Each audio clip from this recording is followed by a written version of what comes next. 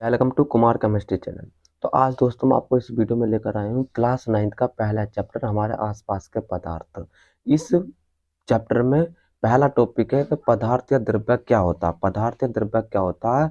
वह कोई भी वस्तु जिसका द्रव्यमान होता है और जो स्थान घेरती है पदार्थ कहलाती है। मतलब ये कह रहे हैं कि अगर हम कोई ऐसी वस्तु लें कि जिसका हमारा क्या होता है, द्रव्यमान होता है, और जो स्थान घेरता है वो क्या कहलाता है? पदार्थ कहलाता है। अब जैसे एग्जांपल के थ्रू हम ले लें, ईंट ले लें या कोई और लकड़ी ले लें, कोई और वस्तु भी ले सकते हैं एग्जांपल के थ्रू। तो अगर हम इसे ईंट ले लें, एग्जांपल में ईंट ले लें, ये हमने ईंट ले ली, तो इसमें क्या होता है? ईंट में हमारा क्या होता है? वजन होता है, नहीं द्रव्यमान होता है, भार होता है। और ये क्या हमारे ईंट जो है ये क्या हमारी स्थान घेरती है। तो ऐसे बहुत सारे एग्जाम्पल है जो हमारे पदार्थ के हैं। तो पदार्थ वही होता है कि जो स्थान घेरता है और जिसका क्या होता है? द्रव्यमान होता है। वो क्या कहलाता है? पदार्थ कहलाता है।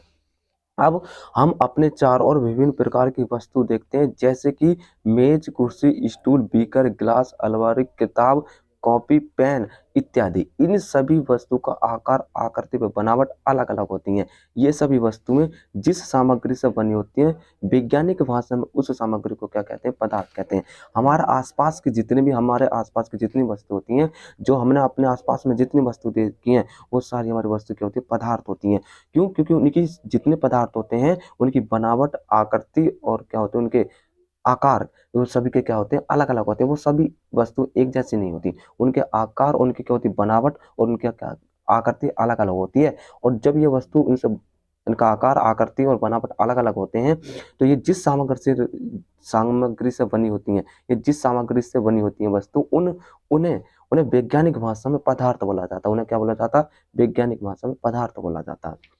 अब और हम देखते हैं आगे क्या होता है कि इन वस्तुओं का अनुभव हम अपनी ज्ञानेंद्रियों जैसे हाथ से छूकर व आंख से देखकर कर सकते हैं। अगर हम कोई पदार्थ लें तो उसे हम अपनी आंखों से भी देख सकते हैं, और हम क्या उसे अपने हाथों से भी छू कर देख सकते हैं। कुछ अगर पदार्थ लें तो उसे हम क्या अपनी आंखों से देख सकते हैं, और उसे हम क्या अपने हाथों से छू कर देख सकते हैं। तो पदार्थ वो भी होता है।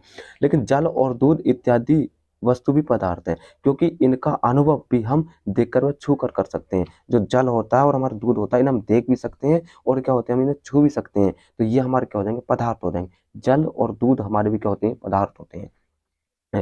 हम अपने आसपास की वायु को न तो देख सकते हैं और न ही छू सकते हैं, परंतु जब वायु बहती है या चलती है तो पेड़ के पत्ते हिलते हैं। मुंह से फूंक कर जब हम गुब्बारे में हवा भरते हैं तो गुब्बारा क्या फूल जाता है, तथा इसका भार भी बढ़ जाता है। इससे अभिप्राय निकलता है कि इससे यह निष्कर्ष निकलता है कि जो वायु होती है वो वायु हमारी क्या कहती है? स्थान घेरती है, और तथा उसमें क्या होता है? भार होता है। वायु जो होती है वो क्या स्थान घेरती है, और उसमें क्या होता है? भार होता है। जब हम किसी गुब्बारे को फुलाएंगे तो उसमें क्या होता है? वजन होता है दोस्तों। वो मतलब भार हो जाएगा, वजन बढ़ जाएगा उसका, और वो क्या स्थान को घेरेगी। क्या स्थान को घेरती है, तो वो हमारी क्या कहलाती है? वो भी हमारे क्या कहलाती है? वो वायु ही होती है। ठीक है। इसमें एग्जाम्पल जैसे लोहा, जल, वायु इत्यादि यानी आदि सभी वस्तुएं स्थान घेरती हैं, तथा इनमें क्या होता है? भार होता है। लोहा हो गया, इसमें वजन होता है। इसमें क्या होता है दोस्तों? वजन होता है। और जल में भी वजन होता है, और ये हमारे क्या स्थान भी घेरते हैं। ये क्या सभी दोस्तों? स्थान भी घेरते हैं, और तथा इनमें क्या होता है? भार होता है। ये सभी हमारे क्या पदार्थ हैं? ये सभी हमारे क्या पदार्थ हैं? अब ये टॉपिक आता अगला कि पदार्थ का वर्गीकरण क्या होता है, यानी पदार्थ को किन भाषाओं में बांटा गया है, पदार्थ किन से मिलकर बना हुआ है। तो वो टॉपिक है पदार्थ का वर्गीकरण। इसमें है कि पदार्थ को अनेक प्रकार से वर्गीकृत किया जा सकता है। मतलब पदार्थ जो होता है उस पदार्थ को क्या हम अलग तरीकों से यानी कई प्रकार से हम उसे क्या अलग अलग बांट सकते हैं। भारत के प्राचीन दार्शनिकों ने पदार्थ को 5 मूल तत्वों में वर्गीकृत किया, जिन्हें पंच तत्व कहते हैं। ये पंच तत्व है वायु, पृथ्वी, अग्नि, जल और आकाश। इन सभी से मिलकर हमारे क्या बनते हैं? पदार्थ बनते हैं। और पदार्थ को 5 भागों में बांटा गया था। पहला वायु, पृथ्वी, अग्नि, जल और क्या आकाश। इन सभी में पदार्थों को क्या बांटा गया था।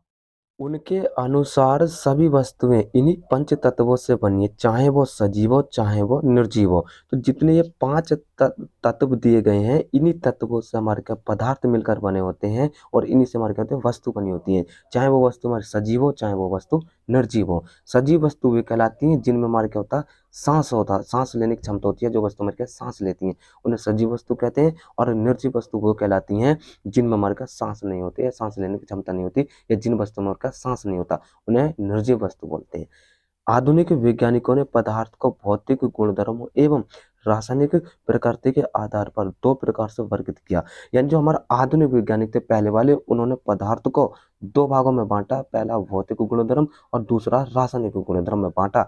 अब इस अध्याय में हम क्लास 9 के पहले चैप्टर में हम भौतिक गुणधर्मों के आधार पर पदार्थ को बांटेंगे। इसमें रासायनिक नहीं दिया है, इसमें सिर्फ इस वाले चैप्टर में क्लास 9 के पहले चैप्टर में हमारे आसपास के पदार्थ में भौतिक गुणधर्म के आधार पर ही हम पदार्थ को क्या बांटेंगे। रासायनिक गुणधर्म के आधार पर पदार्थ को इस चैप्टर में बांटा नहीं गया। तो चलो देखते हैं आगे कि पदार्थ को कैसे बांटा गया है गुणधर्म के आधार पर।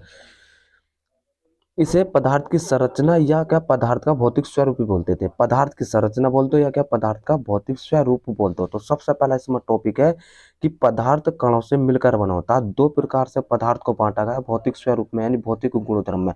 पहला है कि पदार्थ कणों से मिलकर बना होता है, और दूसरा है हमारा कि पदार्थ के ये कण कितने छोटे होते हैं, पदार्थ के कण अत्यंत सूक्ष्म होते हैं। तो ये दो भाग है पदार्थ को जो बांटा गया भौतिक रूप से।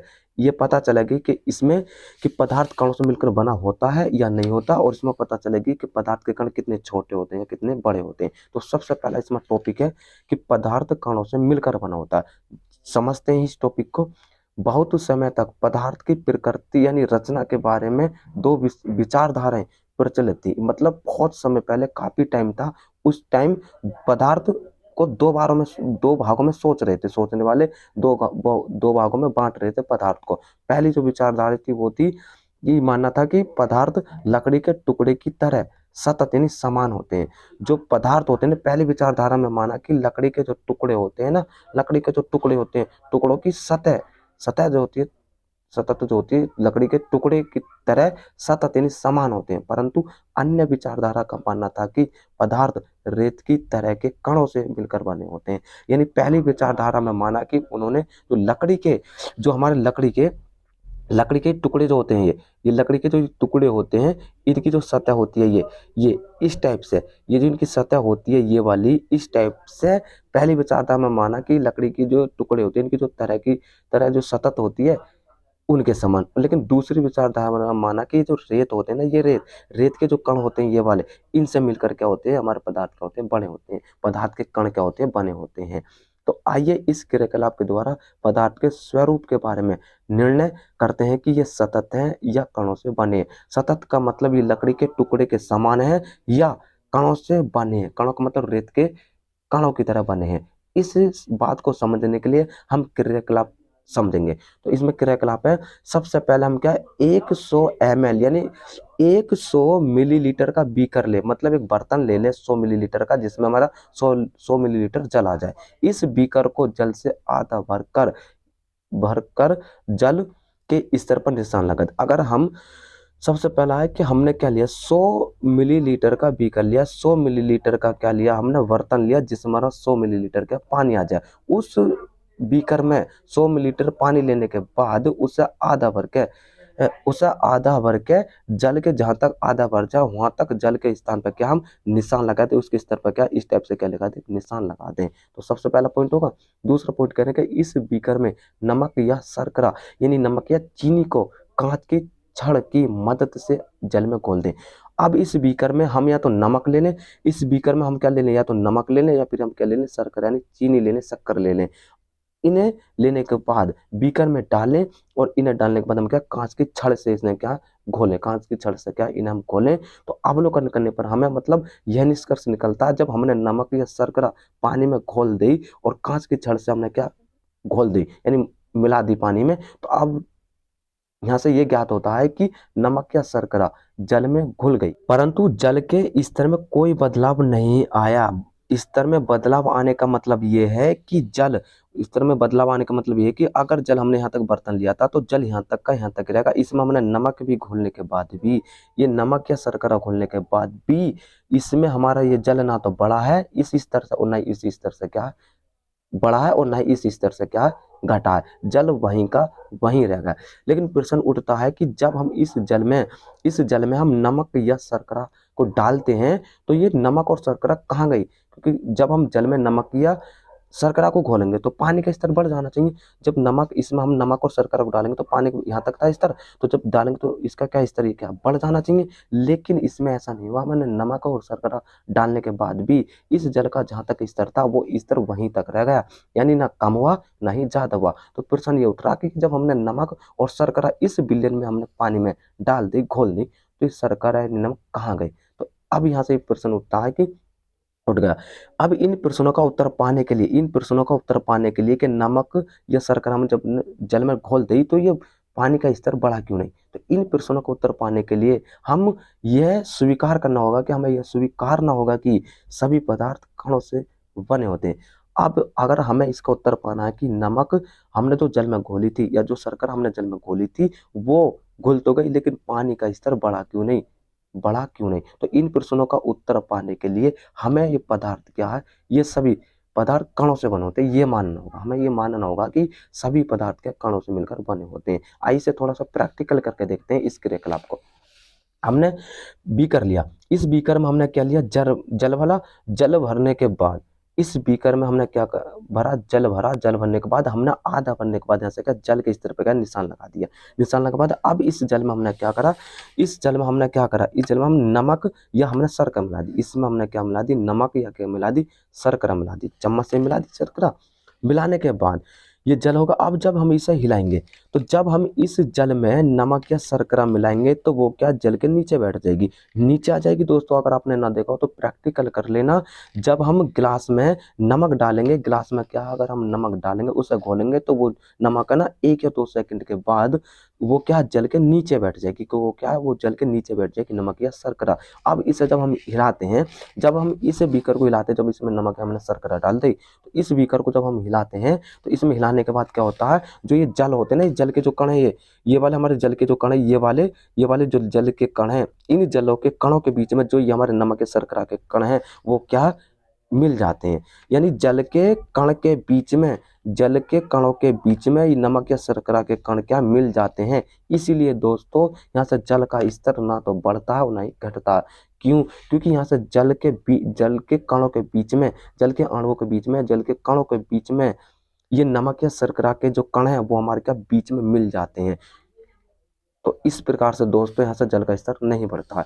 यह निष्कर्ष निकलता है कि इससे कि जब हम जल में नमक या शर्करा घोलते हैं तो नमक या शर्करा के कण जल के कणों के बीच रिक्त स्थान में समावेशित हो जाते हैं। यानी जो जल के कणों के बीच में हमारा रिक्त स्थान जो होता है ना, उन रिक्त स्थानों के बीच में नमक या शर्करा के जो कण होते हैं वो क्या मिल जाते हैं, यानी समाहित हो जाते हैं। इस प्रकार से यहाँ जब भी जल का क्या स्तर बढ़ता नहीं है दोस्तों। तो पहला पॉइंट हमने समझ लिया कि पदार्थ कणों से बना होता है। हमने समझ लिया कि पदार्थ कणों से मिलकर बना होता है। क्यों बना होता है?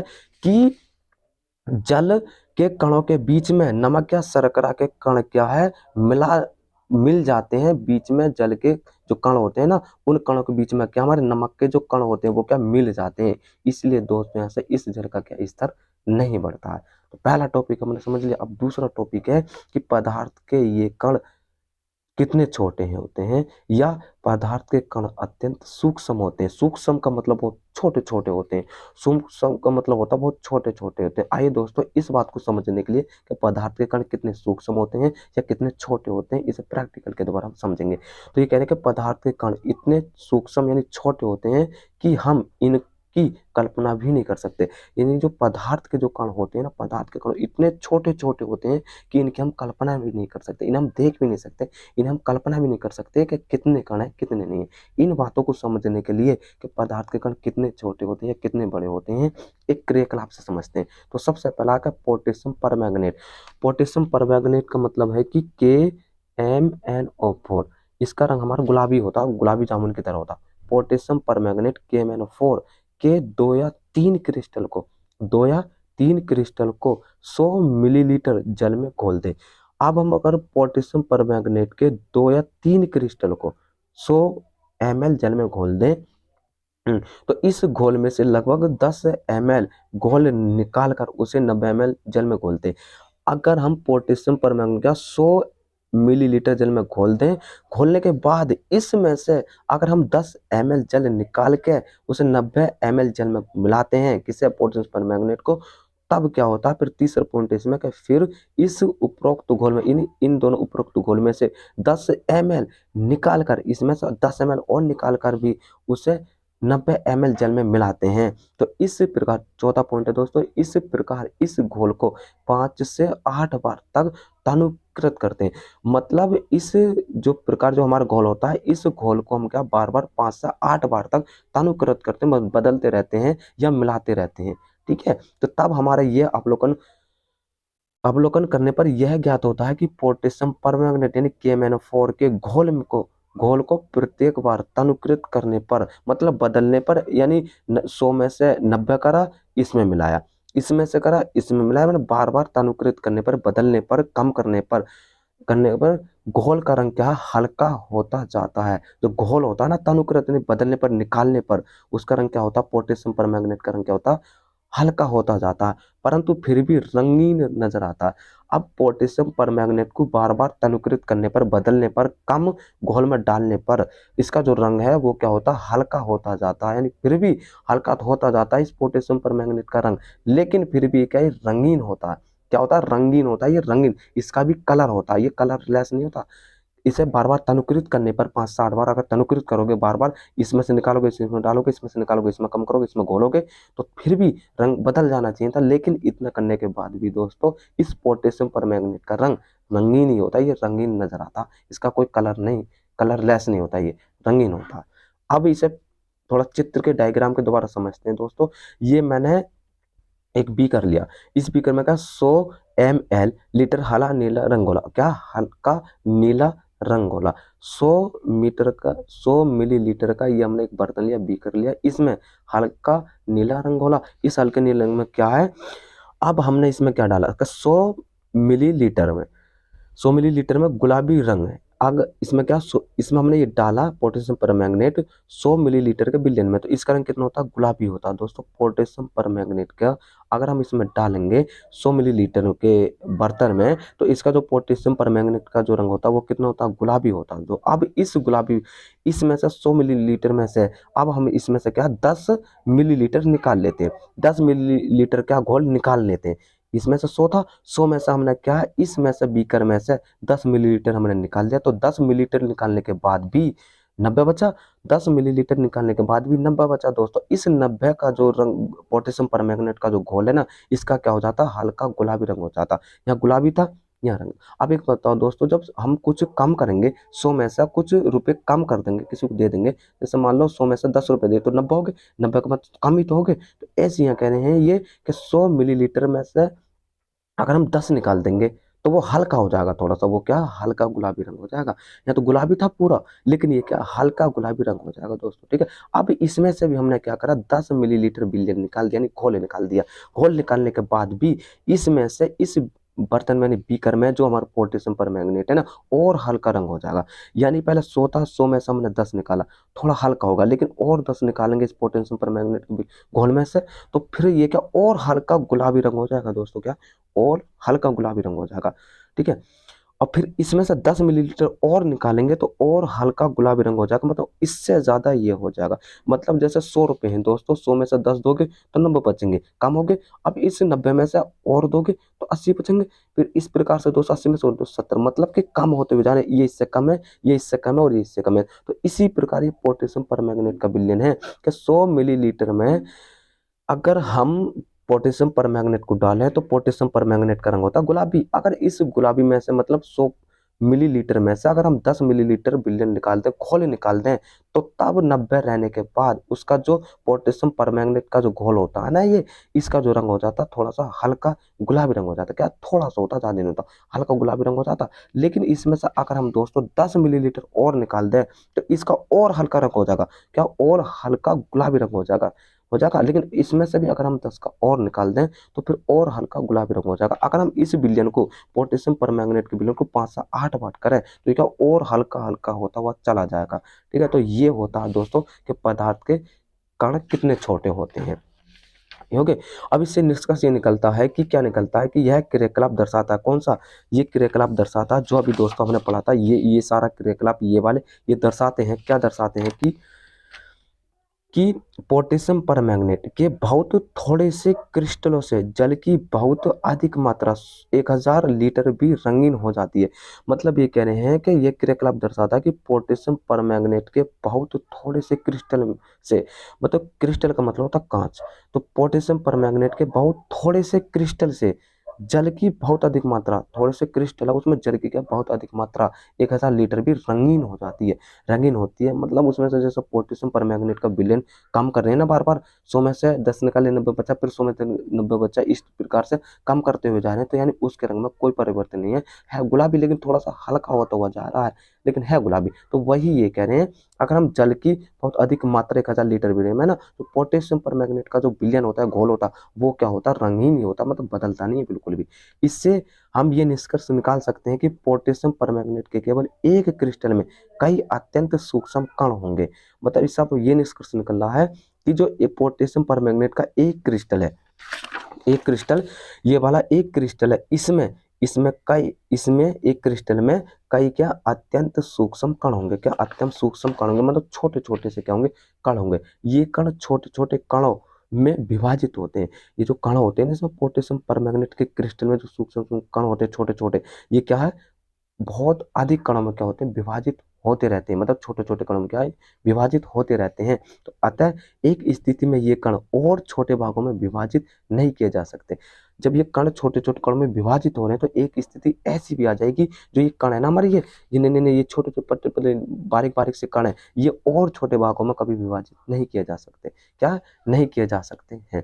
तो ये दोस्तों का हमारा कि पदार्थ के जो कण होते हैं वो कितने छोटे होते हैं, कितने अत्यंत सूक्ष्म होते हैं।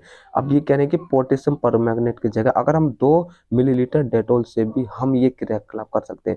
अगर हम पोटेशियम परमैंगनेट ना लेके 2 मिलीलीटर डेटोल ले लें और उस क्रियाकलाप से करें, तो लगातार तनुकृत होने पर भी उसकी महक हमें मिलती रहेगी। मतलब उसे बार बार घोलोगे या उसे एक बिलियन में से, एक बर्तन में से, एक क्रिस्टल में से दूसरे क्रिस्टल में डालोगे, एक क्रिस्टल में से दूसरे में डालोगे तब भी उसकी महक उतनी आएगी, और दूसरे से तीसरे में डालोगे तो तब भी उतनी महक आएगी, और तीसरे चौथे में डालोगे तो उसकी महक तब भी इतनी आएगी। तो डिटोल, अगर हम पोटेशियम परमैंगनेट ना लेके डेटोल भी ले में, तो बार बार उसे तनुकृत करने पर 5 6 7 बार, तो वो उसकी महक क्या, साबुन की, मतलब डेटोल की क्या बार बार आती रहती है दोस्तों। तो आज दोस्तों हमने इस वीडियो में समझा, क्या समझा कि पदार्थ या द्रव क्या होता है। दूसरा पॉइंट है कि पदार्थ का वर्गीकरण कैसे करते हैं, पदार्थ कितने भागों में बटा होता है। अब तीसरा पॉइंट इसमें कहते हैं कि पदार्थ की संरचना, पदार्थ के भौतिक स्वरूप कितने होते हैं, पदार्थ के भौतिक गुणधर्म कितने होते हैं। तो पहला गुणधर्म है पदार्थ कणों से मिलकर बना होता है, और दूसरा गुणधर्म है हमारा पदार्थ के ये कण कितने छोटे होते हैं, या पदार्थ के कण कितने यानी अत्यंत सूक्ष्म होते हैं, यानी कितने छोटे छोटे होते हैं। आज के लिए इतना ही दोस्तों, लेकिन आने वाली वीडियो में हम आपको बताएंगे कि पदार्थ के कणों के अभिलाक्षिक गुण क्या होते हैं। जो पदार्थ में जो कण होते हैं छोटे छोटे, जो अभी मैंने टॉपिक बताए थे, उनके जो अभिलाक्षिक गुण होते हैं वो क्या होते हैं, आने वाली वीडियो में हम आपको इस टॉपिक के बारे में बताएंगे। लेकिन दोस्तों आज के लिए इतना ही, मिलते हैं एक नई वीडियो के साथ। लेकिन उससे पहले दोस्तों, अभी तक आपने हमारा चैनल सब्सक्राइब नहीं करा तो सब्सक्राइब कर लें और बेल आइकन दबा दें, जिससे कि हम कोई वीडियो अपलोड करें तो उस वीडियो की नोटिफिकेशन क्या आपके पास सबसे पहले पहुंच जाए। अगर ये दोस्तों आपको वीडियो अच्छी लगे तो इस वीडियो को लाइक कमेंट शेयर करें, और इस वीडियो को अधिक से अधिक ज़्यादा शेयर करें। तो मिलते हैं एक नई वीडियो के साथ। Thank you for watching this video.